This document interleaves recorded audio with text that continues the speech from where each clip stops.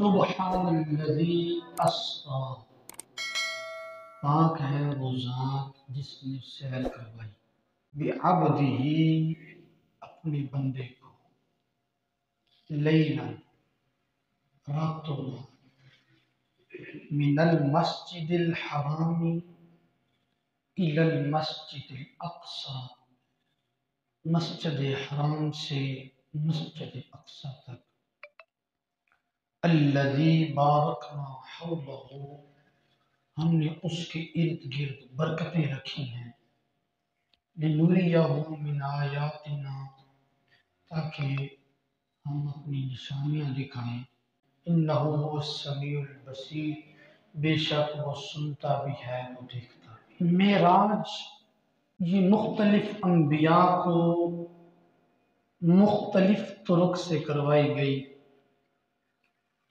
لیکن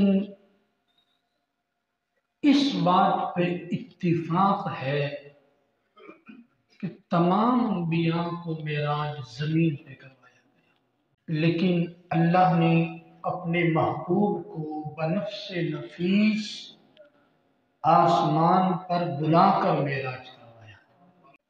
معراج کے حوالے سے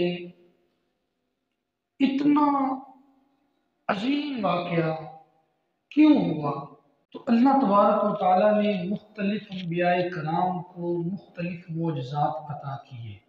اللہ تبارک و تعالیٰ نے آپ کو ایسا معجزہ عطا کیا، ایسا معجزہ عطا کیا، فرمایا میرے محبوب میں تجھے وہاں تک لے جاؤں گا اور سائنسدان الٹی سیدھی چھلانگیں بھی مار لے، اور جہاں تک محبوب تیرے قدم لگے ہیں وہاں تک کسی کی سوچ میں نہیں جا سکتے۔ کوئی حد ہے ان پہ عروج کی، بلغ العلا بکمالہ۔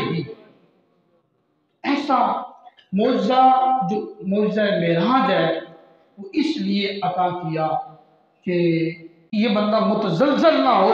اس موقع لوگ جی ہمارے نبی میں اور انہوں نے فرق کیا ہے، یہ بھی کہتے ہیں کہ ہم وہاں تک گئے اور ہم وہاں تک گئے۔